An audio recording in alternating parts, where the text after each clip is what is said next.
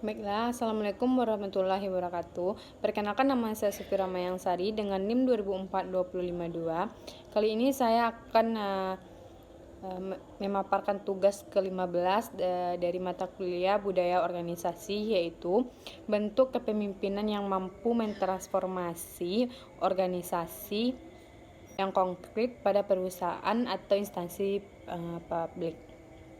Contohnya itu kepemimpinan yang melayani sebagai gaya kepemimpinan kekinian. Kepemimpinan adalah kemampuan seseorang dalam mempengaruhi orang lain, umumnya melalui motivasi untuk bekerja sesuai dengan tujuan yang ingin dicapai.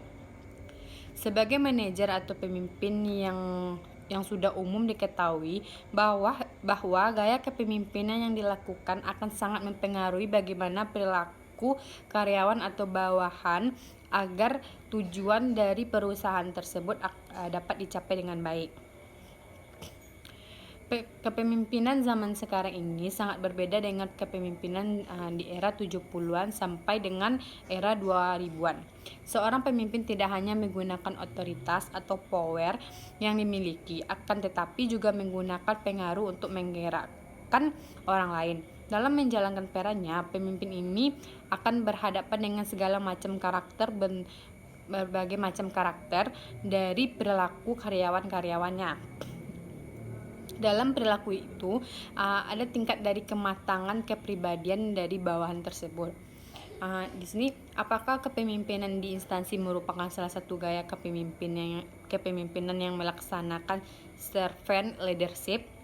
Namun, apa itu servant leadership? Mengapa kepala kantor yang tidak dapat menjadi contoh di antara kepemimpinan yang disebutkan tadi? Kemudian, pilihan secara sadar membawa seseorang untuk memimpin dengan cara menempatkan kebutuhan karyawan sebagai prioritas, mengenai kehormatan sebagai mengenal kehormatan pentingnya nilai bagi setiap individu dan membantu orang lain mencapai sesuatu tujuan yang bersama. Kepemimpinan yang melayani merupakan suatu tipe atau model kepemimpinan yang dikembangkan untuk mengatasi krisis kepemimpinan yang dialami oleh suatu masyarakat atau bangsa. Para pemimpin pelayan mempunyai kecenderungan lebih mengutamakan kebutuhan, kepentingan, dan aspirasi orang-orang yang dipimpin di atas dirinya. Orientasinya adalah untuk melayani cara pandang holistik dan operasional dengan standar moral spiritual. Apa tataran ini pejabat eselon 5 biasanya yang langsung berhadapan dengan pelanggan dan pemangku kepentingan harus mampu memberikan pelayanan yang prima sehingga dapat menjadikan kepuasan kepada pelanggan tersebut. Menurut Spurs, pemimpin yang mengutamakan pelayan dimulai dengan perasaan alami seseorang yang ingin melayani untuk mendahulukan pelayanan daripada kepentingan dia sendiri. Selanjutnya, secara sadar pilihan ini membawa aspirasi dan dorongan dalam memimpin orang lain. Dari beberapa pengertian di atas, maka terdapat 10 karakteristik servant leadership, yaitu yang pertama, mendengarkan. Leader yang mendengarkan dengan penuh perhatian kepada orang lain, mengidentifikasikan dan mampu dan membantu memperjelas keinginan kelompok, juga mendengarkan suara hatinya sendiri. Yang kedua, empati. Pemimpin yang melayani adalah mereka yang berusaha memahami rekan-rekan kerjanya, namun juga berempati kepada orang lain. Dan yang ketiga, penyembuhan.